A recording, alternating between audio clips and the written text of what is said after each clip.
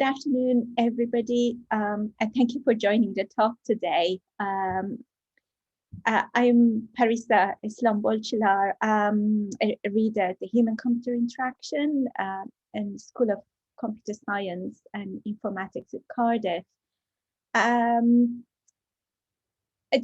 This presentation is a very short summary of 7 years of almost unfunded work we have done with school children and enhancing their understanding of physical awareness.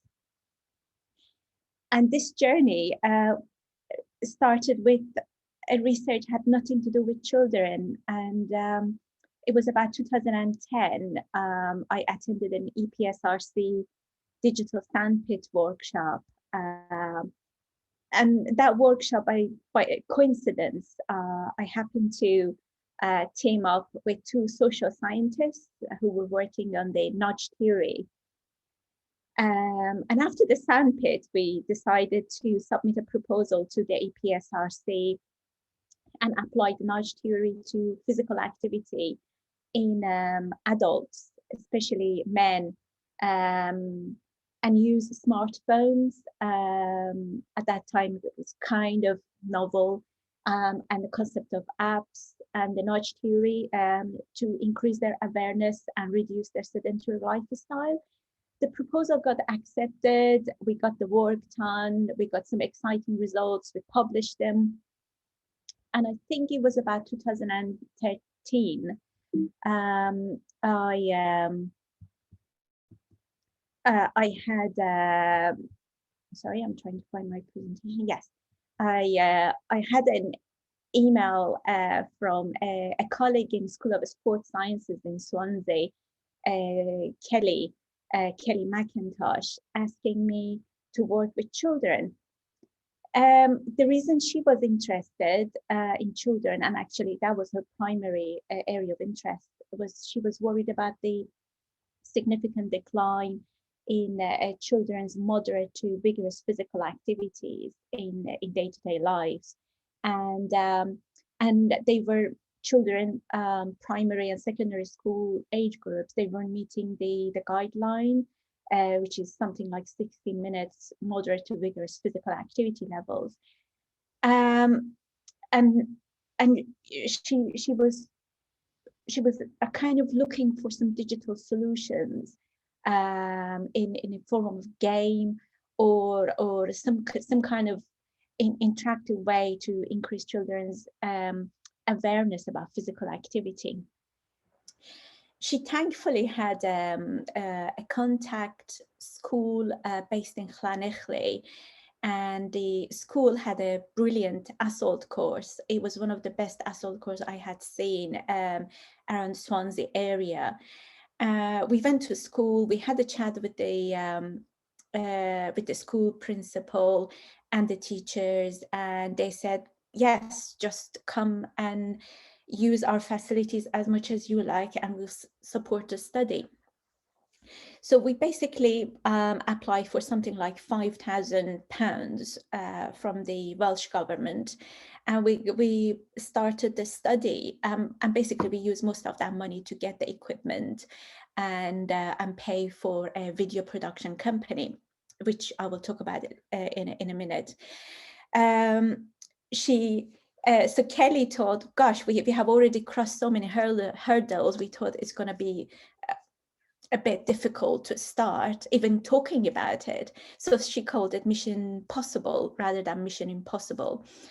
And Mission Possible basically recruited 32 children from just one class. And we collected the baseline data. We created missions with children. So basically we brought them around a big table. We said, just draw your ideas about missions, activities you would like to do in the assault course. And we go away, we create videos, and we start the missions on weekly basis. So every week they had missions. And then we split children in that classroom to teams of 3 to 4. So in the end, we had 10 teams, and we gave them a color. So the missions, we kind of built videos around. We actually had actors acting for those missions.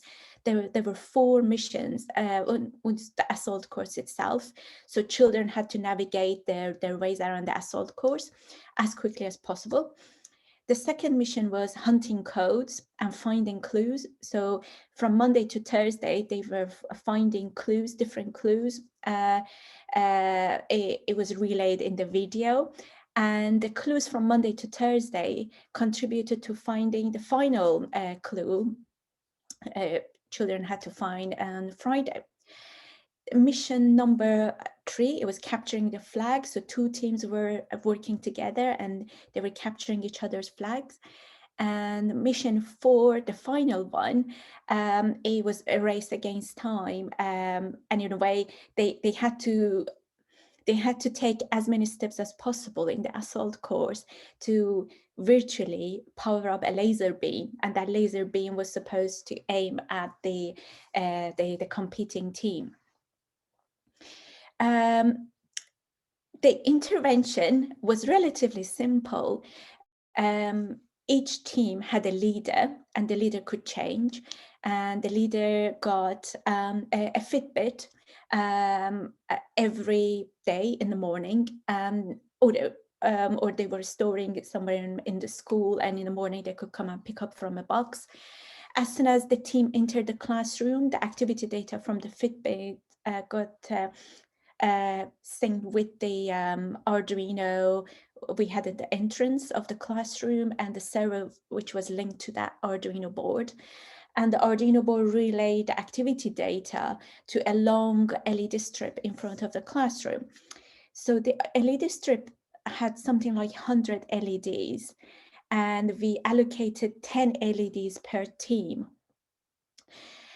And the LED lights, every individual LED light was controllable, so we could control the intensity and brightness of the LED lights. And we gave colors to each 10 LEDs. So color blue represented team blue, color pink represented team pink, so on and so forth. So children or teams could see the brightness of their color and how quickly it's pulsating or slowly it's pulsating, and they were all linked with the intensity of their activity levels in the playgrounds or number of steps they have taken. So this pilot study, like kind of speaking in an average level, allow children to be 16 minutes on average to be active during the day. Every team took something like a kilometer number of steps number of steps in the playground, and children just had a fantastic time. They enjoyed those games, engaging with the missions, and there wasn't any child complaining, "Oh, I'm bored, I don't know what to do," or being tearful, because they lost the competition or anything. They were just totally absorbed in the missions. What we learned in a very short summary, completing the missions didn't mean children are just, bored sitting and complaining. They actually carried on enjoying their teaching breaks. They were more powerful. Sorry, they were more playful and active in their learning about the activity levels in the playground. They found some missions more fun than the others. So after the study, they said, "Oh, I would like to change that mission. Or if I want to redesign or resketch a mission, I will do it differently."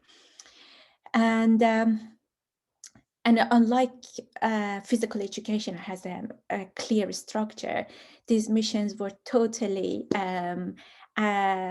free. The children could contribute in any way they like. The plus side was the teachers were very proactive. They were so happy for us to use the classroom and the school ground in a way we like, and they cooperated just unbelievably. In the other hand, if teachers are not cooperative, if they are not proactive, the burden will be on pupils, and eventually they will be losing their interest in engaging in missions. So this study finished around late 2014, and in 2015, a PhD student started in Swansea University in the School of Sports Sciences, and he wanted to follow up on the Mission Possible. But when he looked at the results of the Mission Possible, he said some of the children, they are less interested in doing team-based activities. They just want to compete with themselves. So what if we give them something more like individual-based feedback? So in the next slide, I'll tell you how we got there. But that was the beginning of making physical activity more like tangible, or rather the outcome of physical activity more tangible. I'm kind of making more artifacts based on the physical activity levels. The reason we got there was I was reading about that time a new research area emerging in human-computer interaction, and that was using 3D printed artifacts or laser cut artifacts as form of feedback for physical activity. So Rohit Khot, you see on the left side of the screen, he used heart rate data, and he 3D printed the heart rate data of adults. And these heart rate data could have different shapes and forms. And a year after that publication, Simon Stusak, and some other collaborators, they were working on artifacts people could put in their living environment, or they could wear them, like this necklace you see. And each component, that necklace, represented how the intensity of the physical activity level. So the bigger the blob, the more intensity the activity level was. And these shards you see around this LED light, they are almost like bar graphs, and they eventually form a weekly presentation of the individual's activity levels. So they're very creative and quite ubiquitous. It's almost like a furniture in the living room. So on these findings, Sam got interested in 3D printing, but we thought maybe we just need to step back and understand what children actually see the meaning of physical activity. How do they perceive their own physical activity levels? And then we make something for them based on their understanding, and then go back and see how they understand the models we have built. And after some revisions, if necessary, we do an intervention study.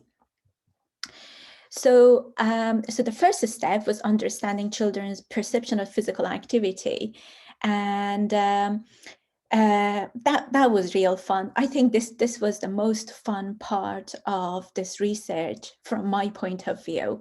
We organized a focus group with 27 primary school children and 47 secondary school children. So overall, we had 4 schools involved, and they were from different socioeconomic backgrounds based on the free school meals around Swansea and Neath Valley.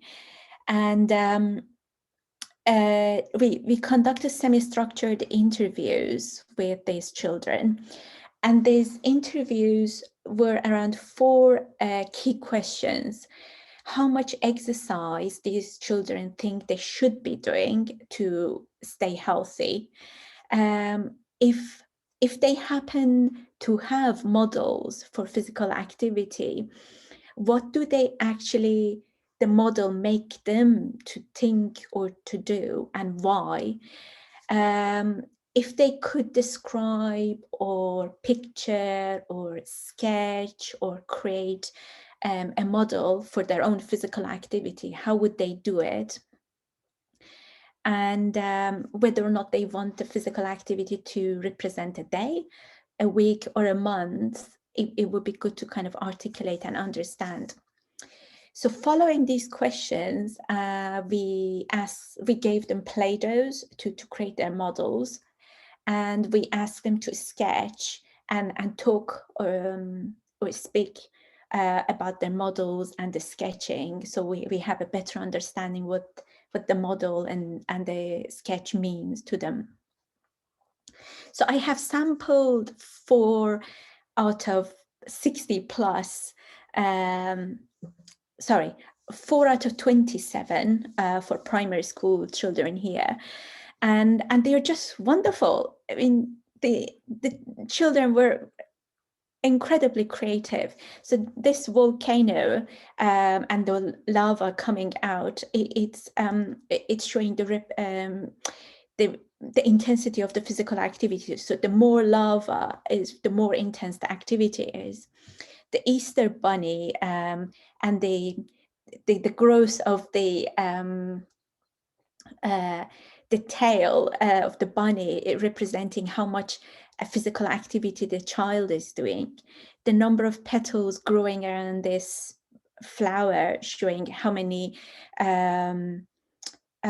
steps the child is taking, and the bigger the petals, the more activity the child has done.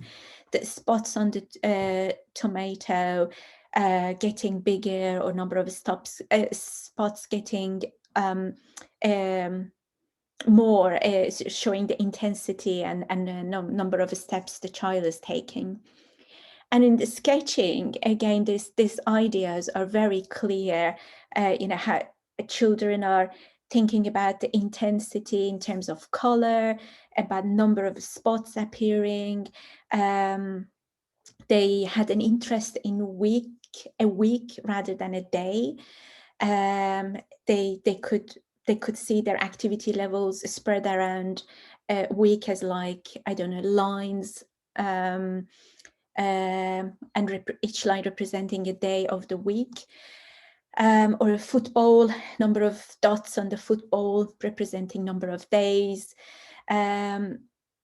So they are very abstract, and they're very three-dimensional. So we created a pen profile, and I don't want to go in a lot of details because the timing is tight. So I just pick up on a couple of things here. So their interest in week as the duration of the activity they want to see in primary school children is very clear. The interpretation when it comes to the design, the graphical interpretation is very telling, and also they like symbols, they like the abstract representation. They also made association in length or the size to the intensity of the physical activity or the number of activities they are doing. With the secondary school children, it was very different. They had a better understanding of numbers and playing with numbers. They put their own activity levels, even their hobbies, in the context of physical activity. So this child on the left, she was a prolific piano player. She had a big interest in music, and she wanted to see how the bars she's playing, how the bars in kind of a music notation could represent her level of activities. So the higher the bars or the dots on the bars are placed, it's a bit like showing her activity levels are increasing and she's moving to the next octave. Some children had an interest in sports like surfing, and they were drawing dots or lines on the surfing board, and they were moving the dots or the lines up and down to show how many surfs they have done during the week. They had exactly the idea of like bar graph, and they wanted to kind of connect those bars as like daily key rings to present the activities per week. In terms of sketching, again, we saw lots of interest in numbers and almost bar charts or bar graphs. So they were using numbers quite clearly in the context of intensities and number of steps they are taking. The pen profile showed similar to primary school children. They have an interest in weekly representation rather than daily or monthly. Again, picking on the design,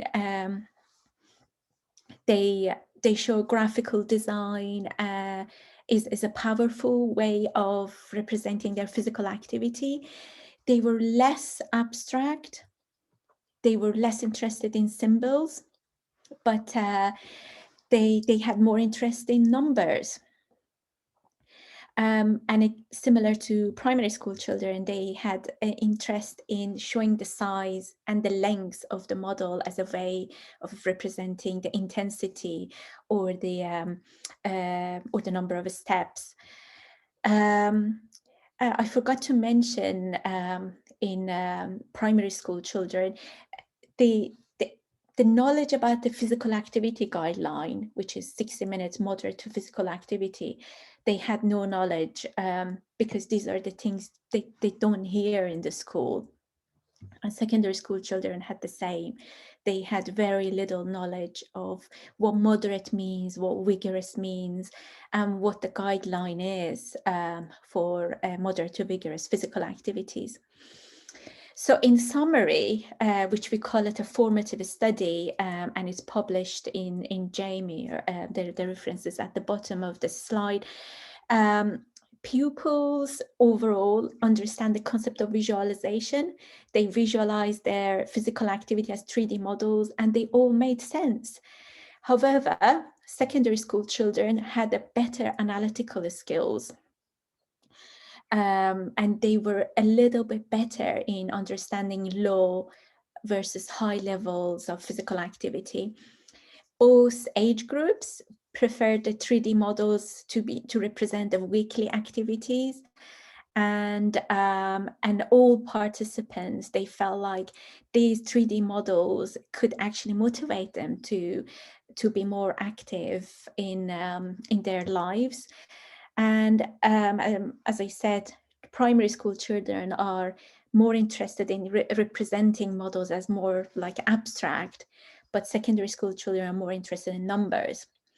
So we took all these results to one sport psychologist and one sport education researcher, and we thought if they can give us a better idea of how these could be summarized into one model to primary school children and one model to secondary school children, then we can model them in a way that it's actually possible for us to sustain the research.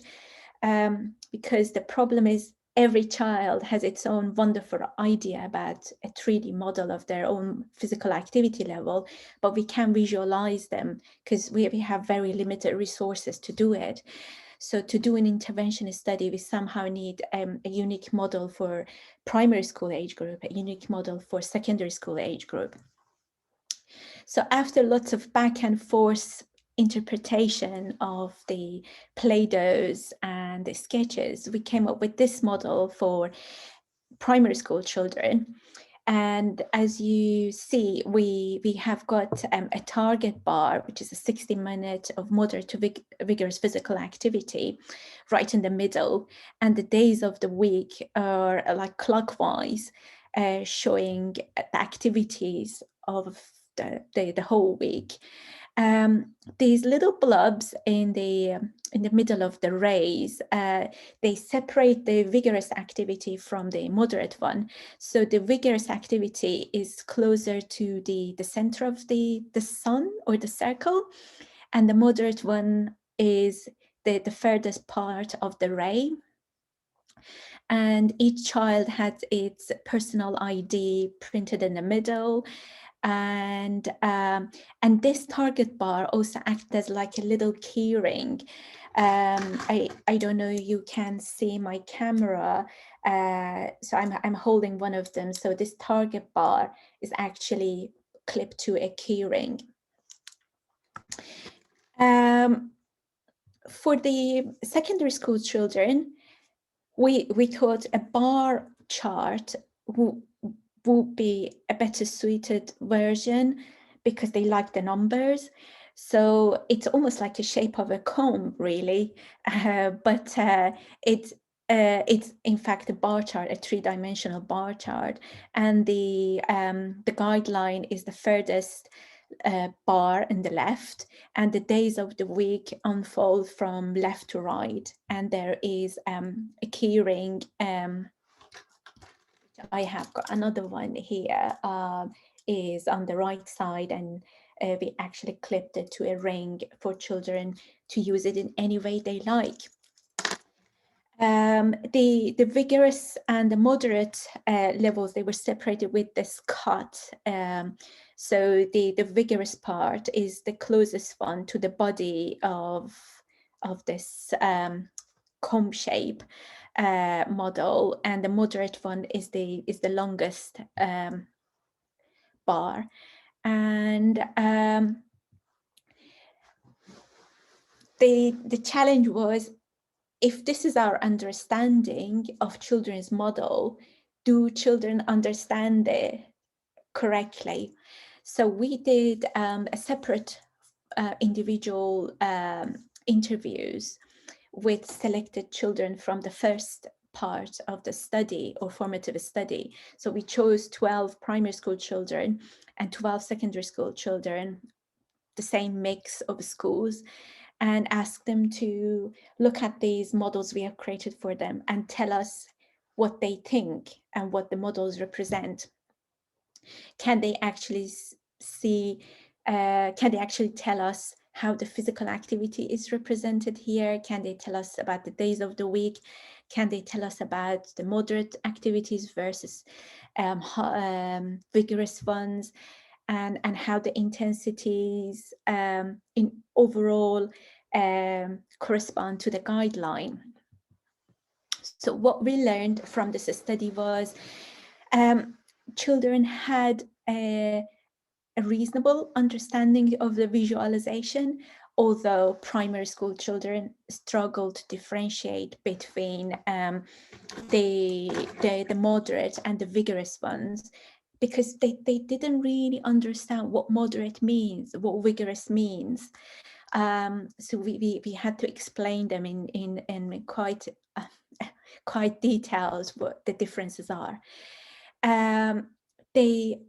All children were able to explain different parts of the model, including the guideline.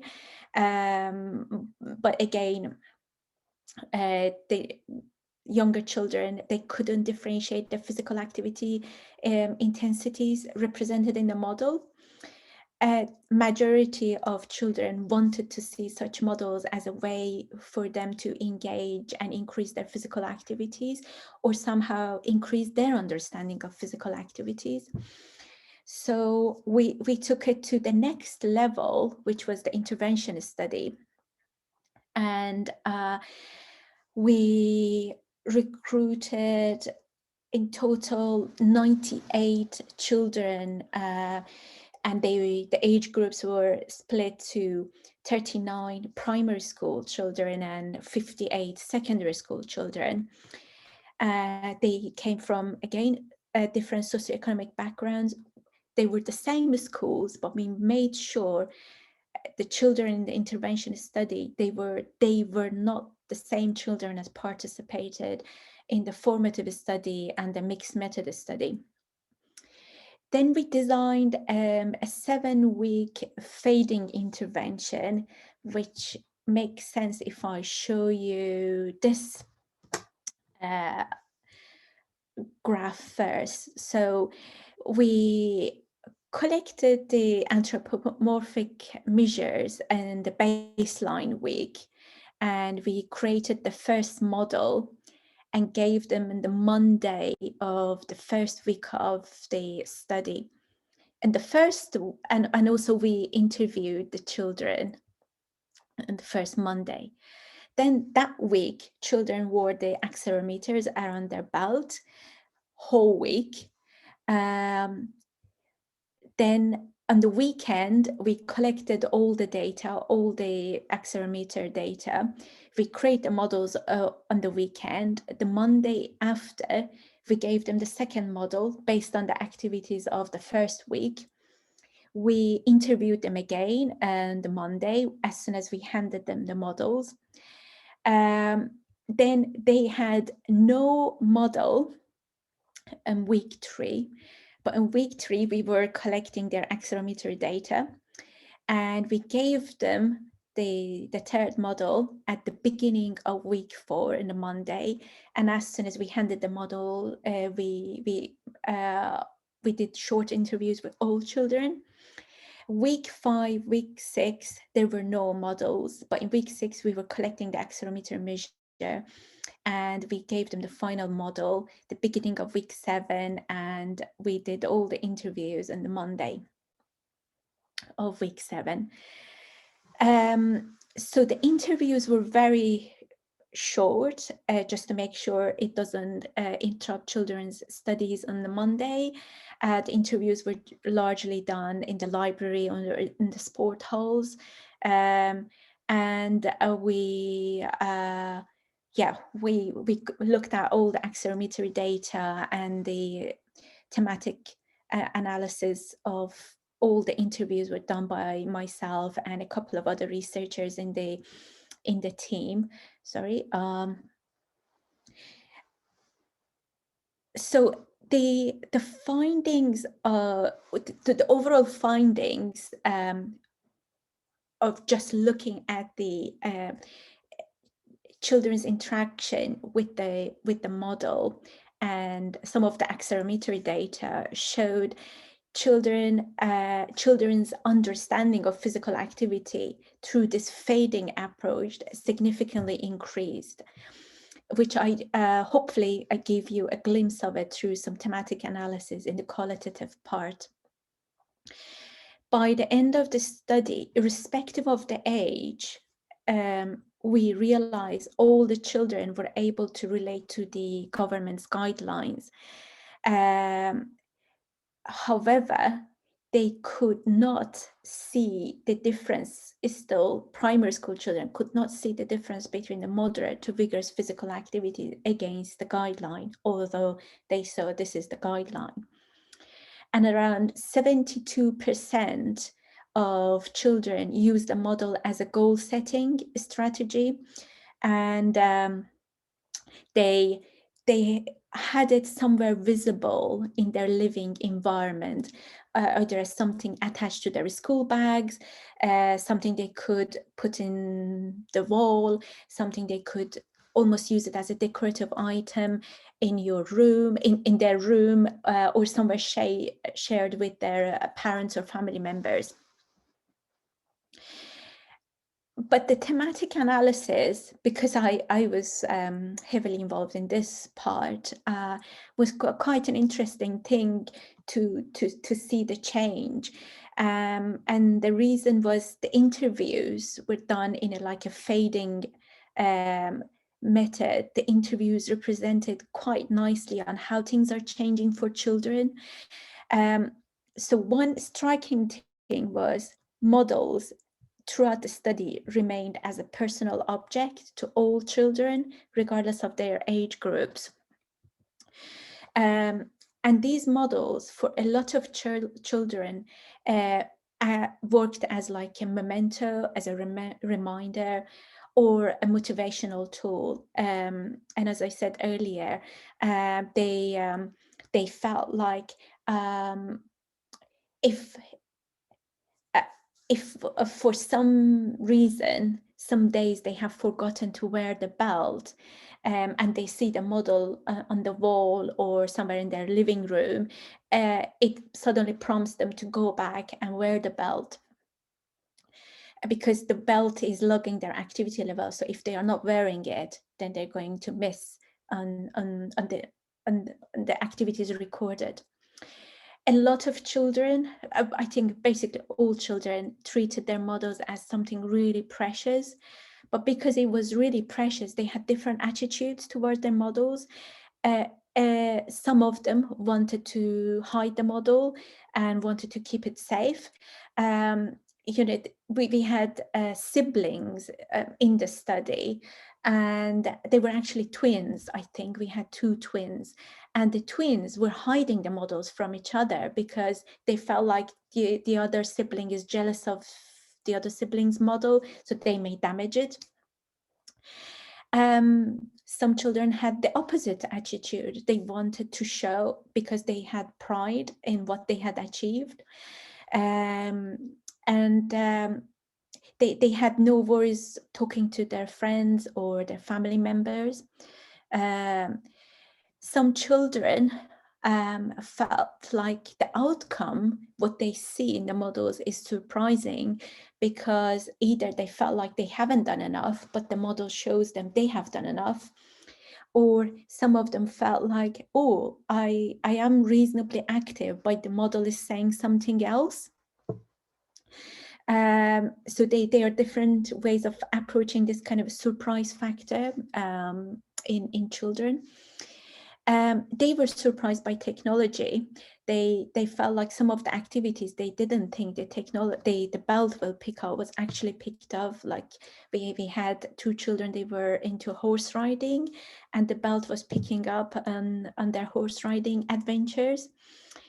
A few children, something over 70% of children, use the models to compare, and they felt comparing models actually giving them motivation to increase their activity levels. In terms of the behavior change, because children were not allowed to wear the belt during contact sports like playing rugby or playing football, and they knew these are their most active time, they came up with some other options to keep up with their activity levels on the models. So they picked up running, or they picked up cycling, which is quite something for a young child to think about, changing their hobby or picking up a different hobby. Some of them felt like they were being told by their parents they are not very active, but now the models had brought the message home and they've realized they are not really active and they have to do something about it. In evolving understanding of physical activity, it was quite amazing. The children had a very different way of understanding vigorous, hard, or moderate. These things didn't really make sense to them. So in the interviews, when we kept asking the same question every week, just what is hard, what is vigorous, quite often they just repeated the same thing. Hard is like doing a hard math. Hard is like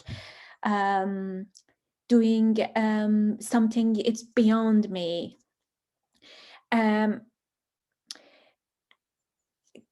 For some of them, it changed. They realized hard and vigorous is actually something they can push themselves beyond what they are already doing. But for a lot of them, it remained the same. So these are things, it's very important to be careful in terms of guidelines and how it's communicated to children. For some children,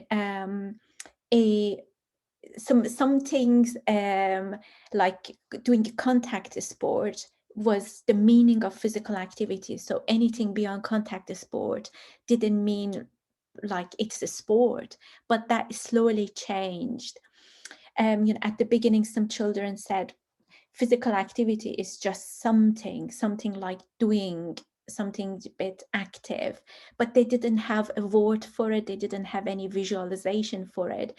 And it slowly changed into like, oh, physical activity is something like sporty, something like running, or something like riding a bicycle. And slowly that changed into, for some children, increasing their activities from like running around in the garden to actually going properly for running and doing long runs. So in summary, the kind of the thematic analysis showed the experience of working with models or seeing the models allowed children to reflect on the actions of what they have done in the last week, and also they can reflect on the actions in during the week. So what they are doing during the week, so what activities they are engaging. They could touch the models, they could inspect them, they could compare them, they could put them together. They can even, they can pile them, because, they can be linked to a key ring. They can just put multiple of them on top of each other and easily compare which week they have done better than others and why. The other thing we noticed was really helpful, that 1 week delayed feedback, it wasn't too much for children to reflect. In fact, it triggered their curiosity and surprise. And these models remained precious, remained something unique and individual for all of them, and it never changed. So I think this whole thing, if I can summarize the formative study, the mixed method, and the intervention study in just a few bullet points, the summary is these 3D tangible artifacts are actually positive message for children's understanding of physical activity and in increasing their awareness about physical activity at the least. There are many activity trackers in the market for children. They're specifically designed for children, but the studies shows children don't really adhere, they don't really engage. So maybe, only maybe, these kind of tangible visualizations are kind of complementary to what children see on the screen or in the dashboards of those activity trackers. It is an opportunity for active perception, which I think children are fantastic, and they can reflect in action, they can reflect on the action, and it's something increases or improves their memorability and their individual personalities. So we are hoping this is just a beginning for studies like this with children, and maybe there are other opportunities in different contexts, especially in a context of climate change, how they perceive the impact of climate change on the environment and so on. So thank you for listening, and if you have got any questions, please either put in the chat or can unmute the microphone. Thank you, Parisa. That was really interesting. Lots of interesting things to think about. And we've got one question at the moment, so I'll give people a chance to have a think about what they've heard and see if there's anything else they want to ask. And we'll see how we go. We've got about 10 minutes for questions, which is fine. So the question says, how did the children move the models, showing day by day what they were doing? The images look static.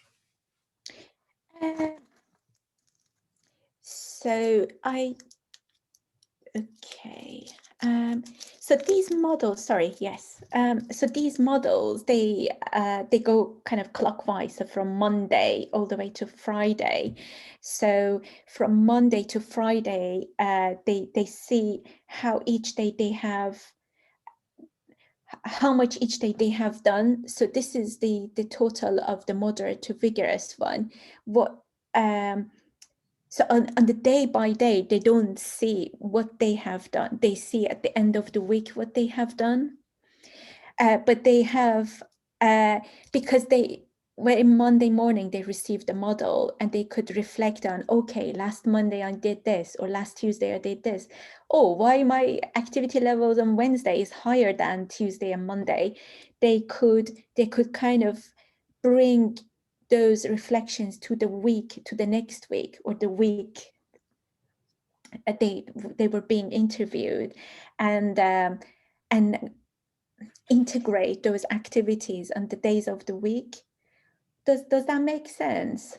So yeah, I think the question was more about the production of the models and whether the children had access. I think whether the children had access to them to change them on a daily basis. But I think what you're saying is the models were generated for them at the end of the week, so they could reflect on the previous week. Is that right? Yes, exactly. So I think for us, the point was giving them an opportunity to reflect. If they have done days with less activity levels, how they can increase those days' activity levels, and the days they have done better, how they can carry on doing better in the rest of the days. There is another question about automatically or electronically doing it. Yes, to some ways it was electronically done.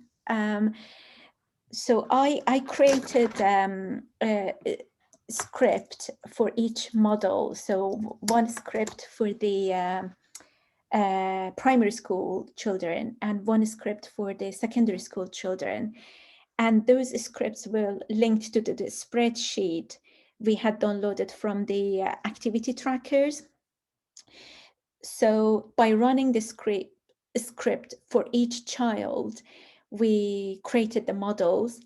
We send it to a large scale, almost manufacturing scale, 3D printer in the School of Engineering in Swansea University. And on the weekend, it printed 97 models to be handed over on Monday morning. So Sam, Monday early morning, he was in the school.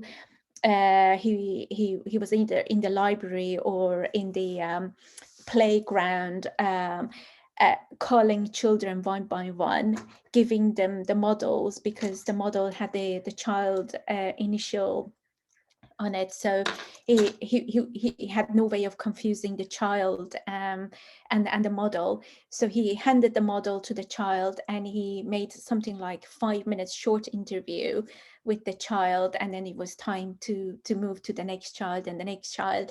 So it was pretty intense on Monday and on the weekend. But we had no other way of making it quicker, unless we took the 3D printer to the school and printed everything in the school with the help from from the teachers. But we felt, firstly, the 3D printer we had in the School of Engineering is nowhere near small 3D printers we could have in the school. And secondly, it's a lot more expensive for the school to run it. So it was better to be done by us. Yeah, that follows on actually, or leads on quite nicely to the next part of the question. Exactly. Quite an expensive way.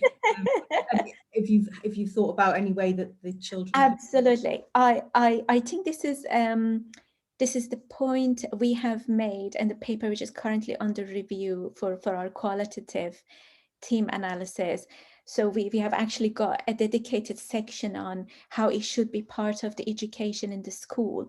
I think, firstly, these models actually represent a lot of information about the biology and what happens in the body. So it can nicely fit in the part of the biology teaching in the school curriculum. it can nicely fit in with the physical education in the school. So if children can write these scripts, which are not difficult, I mean, partially it could be written by researchers and children can just copy and paste the data. Secondly, they can actually print them in the shape they like, because creating shapes are not too difficult with the 3D printers. They're a little bit tricky, but not too bad. And thirdly, they can also learn about the whole process of the 3D printing, which is just mind-blowing. And a lot of children ask us questions, how do you make it into this shape?